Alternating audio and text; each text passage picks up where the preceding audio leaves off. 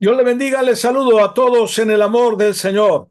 Y bueno, seguimos hablando acerca de la guerra de Irán-Israel.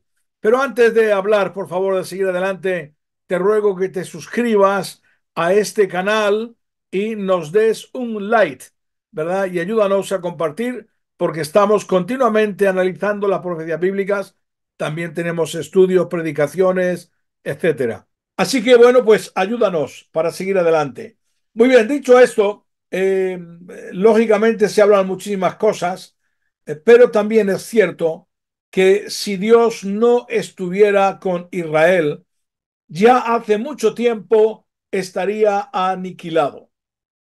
Porque bueno, una de las cosas que tiene entre ceja y ceja el país de Irán, o mayormente el Islam de Irán, es la desaparición de Israel. Igualmente el grupo Hamas, igualmente Hezbollah y también los países que están alrededor. Ahora tenemos que analizar, como siempre, qué dice la Biblia, porque, hermanos y amigos, sin la palabra del Señor no vamos a ninguna parte. Así que nos tenemos que dirigir por ella y créame que también la palabra de Dios nos habla acerca de lo que va a suceder a Israel. Si realmente van a morir o no van a morir, lo vamos a estar viendo, ¿verdad? Ciertamente Dios es fiel a su palabra. Israel fue castigado debido a su pecado, lo dice la palabra del Señor, pero también dice que Dios no dejará sin castigo a las naciones. Así que aquellas naciones que están juzgando a Israel y la están condenando, van a ser atacadas, van a pasar por la misma situación y veremos a ver entonces qué es lo que ellos hacen. Ahora, los estudios que estamos diciendo de un medio de comunicación judío, parece ser que unos judíos han hecho estudio de si no hubiera tenido Israel esa defensa de la cúpula de la roca y también donde Estados Unidos e Inglaterra les han ayudado a neutralizar los drones y misiles, dicen que si eso no hubiera sucedido, en Israel hubieran sido más de 1.200.000 personas. Esos cálculos están hechos de forma científica, lógicamente, si hubieran caído a lugares donde hay población.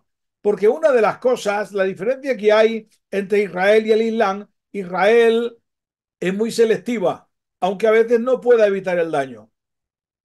Los países musulmanes, incluido Hamas, como hemos visto el 7 de octubre, ellos atacan a los civiles y tiran las bombas a la población. Israel va a los objetivos militares, ¿verdad? Así que hay una diferencia. Así que por eso el cálculo que han hecho, que si las defensas de Israel hubieran fallado, hubieran más de 1.200.000 personas, es decir, el 15% de la población.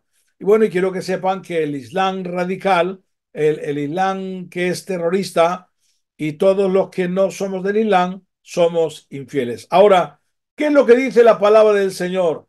¿Es posible aniquilar a Israel? ¿Es posible? Bueno, vamos a leerlo, vamos a ver qué nos dice la palabra del Señor para este tiempo. Atención, porque esa es lo que dice la palabra. Vamos a leerlo y dice así. En Ezequiel 28, versículo 25 al 26 dice, así ha dicho Jehová el Señor, cuando recoja a la casa de Israel de los pueblos entre los cuales está esparcida, entonces me santificaré en ellos ante los ojos de las naciones. Pongan atención a esto. Y habitarán en su tierra, la cual di a mi siervo Jacob.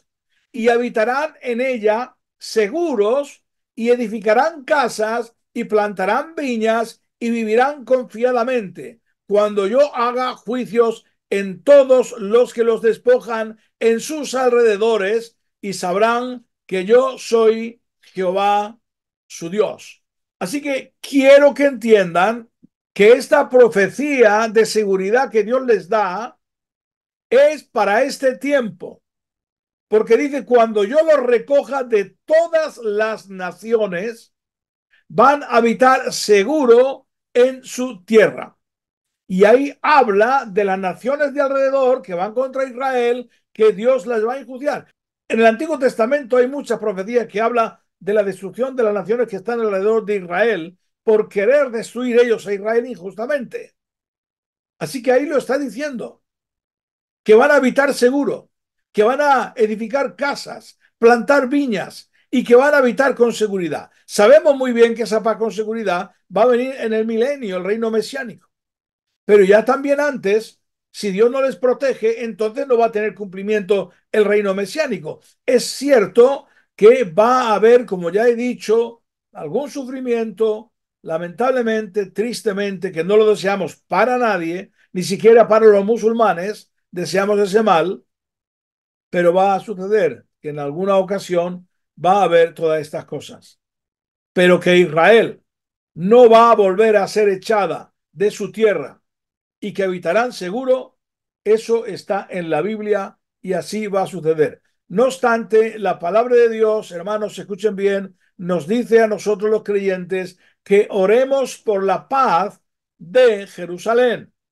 Así que tenemos que orar constantemente. Nosotros lo hacemos en nuestra iglesia, oramos por la paz en Jerusalén, también oramos por la paz en las naciones de alrededor, porque tenemos que desear el bien para todos, pero especialmente por Israel, por el sufrimiento que han conllevado durante tanto tiempo.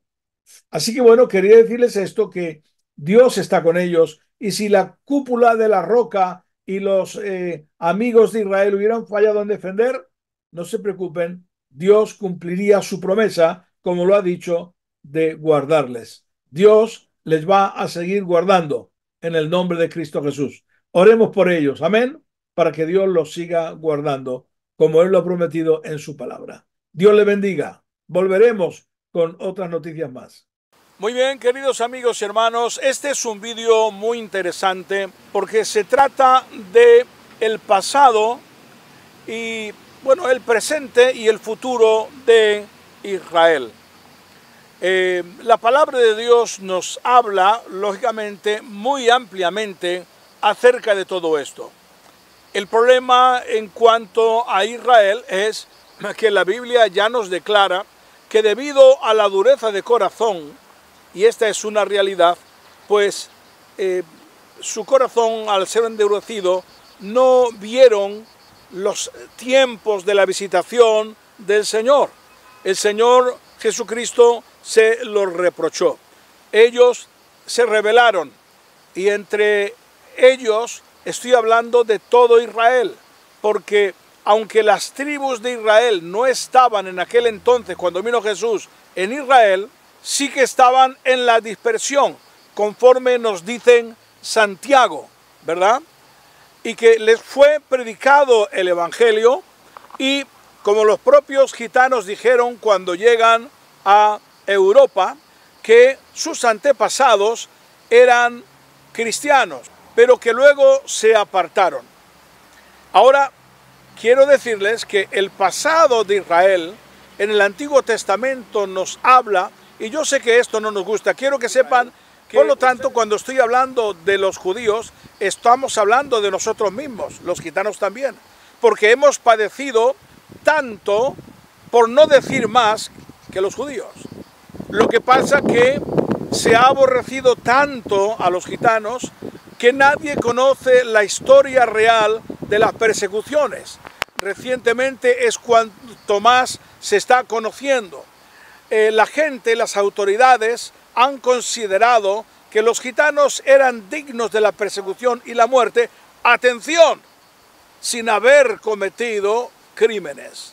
Claro que en los gitanos hay, y en los judíos como en todo el mundo, hay buenos y malos, eso está clarísimo, pero no era una etnia que se dedicara a matar y destruir y robar todos. Había parte, y cuando robaban era la consecuencia de las leyes que habían dictado contra ellos, porque les habían prohibido, como está claro en la ley de España, de los reyes católicos y los reyes que siguieron después, les prohibieron el comer. ¿Cómo les prohibieron el comer? Les prohibieron el vender ganado, les prohibieron arreglar los cacharros que eran caldereros. Solamente podían ser labradores, algo que no sabían. Así que les condenaron a morir de hambre. Y ante eso, pues sí, robaban alguna gallina. Y por robar una gallina les mataban. Así que es importante conocer la historia para no juzgar y condenar. Hoy día todavía sigue ese racismo en el mundo. Ahora, quiero que entiendan que el castigo, tanto a judíos como a gitanos, que hemos padecido las mismas cosas, atención, hay dos partes. Una, que es del diablo, no viene de Dios, y la otra, que es consecuencia del castigo. La aniquilación, los genocidios, eso era el plan de Satanás. La persecución y el tener que ser errantes de una nación a otra, ese fue el castigo, porque ya estaba profetizado en Deuteronomio en el capítulo 28. Ahora, como Israel se apartó del Señor, que eso es algo que tienen que entender los judíos, los gitanos, todos y el mundo entero, como se apartaron del Señor, entonces Dios quitó su mano, su protección. Al quitar su protección, entonces vino el enemigo a tratar de destruirlos, aniquilarlos. Porque el diablo pensó que aniquilando a Israel, entonces conseguiría frustrar los planes del Señor. Pero eso es imposible. Porque ya en la Biblia profetizó al mismo tiempo que realmente había dicho seréis esparcidos por todas las naciones, también profetizó que todos volverían a su tierra. Y cuando son todos, se mencionan a las 12 tribus de Israel. Ahora, quiero decir que los judíos todavía son despreciados, pero los gitanos, pues lo son 20 veces más, siendo honestos. Que cuando Israel se volviera de su mal y se arrepintieran, Dios los guardaría y los volvería a su tierra, aunque estuvieran en el último rincón de la tierra. Así que la casa de Israel, que somos los gitanos, aunque todavía estamos por el mundo, la inmensa mayoría, pero sin embargo nos damos cuenta que la mano de Dios está con nosotros y nos visitó de una manera sobrenatural. Como está escrito en la palabra, cuando estés en el desierto te visitaré de pura gracia. Dios lo hizo con nosotros, ¿verdad? No lo ha hecho con ningún otro pueblo, esto es algo tremendo. Sí, Dios ha salvado a todo el mundo, pero de la manera que Dios lo hizo con el pueblo gitano ha sido de una manera muy especial. Ya lo expliqué en algunos vídeos, lo volveré a explicar en otras ocasiones. Ahora, hablando acerca del futuro que le espera a Israel, quiero decirles que debido a la dureza de corazón, y no van a cambiar, porque la palabra de Dios lo dice, sí algunos de ellos, algunos miles, 300.000 judíos en el mundo, ya han aceptado a Yeshua como el Mesías, pero como nación no van a cambiar, está escrito en la palabra. Llegará un momento que sí lo van a hacer la nación entera, y les voy a explicar cómo será a la luz de la Biblia la palabra de Dios. Ellos no han comprendido cuál era y de qué forma era la primera visita del Señor. Ellos han pensado que por el hecho de ser de la casa de Judá, ¿verdad?, que la venida del Señor tenía que ser de diferente manera. ¿Cómo la conciben ellos todavía a día de hoy? Ellos la conciben que es un Mesías salvador, que viene a salvarles de los enemigos. Y eso es cierto. Lo que pasa es que ellos confundieron la primera venida con la segunda venida, que es cuando vendrá a librarles de los enemigos. Es cierto que eso ocurrirá, pero confundieron el tiempo. Y ahí es donde está que el Señor le dice, no habéis entendido el tiempo de la visitación. Y por causa de no conocerlo, a consecuencia, lógicamente, de la vida espiritual, les dice el Señor Jesucristo, vuestra casa os es dejada desierta, ¿verdad? Y profetiza, ay Jerusalén, Jerusalén, cuántas veces quise reunir como la gallina junta sus polluelos, pero no quisiste. Así que, debido a la dureza, y de hecho cuando uno predica a una persona que pertenece al judaísmo, pues uno nota todavía esa rebeldía, se ofenden, ¿verdad? Y yo creo que lo que hay que hacer es respetarse mutuamente.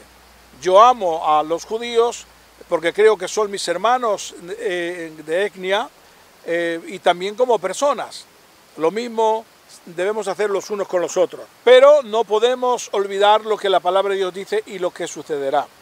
¿Qué es lo que va a suceder para que Israel acepte a Yeshua? Bueno, van a tener que entrar lamentablemente en otro...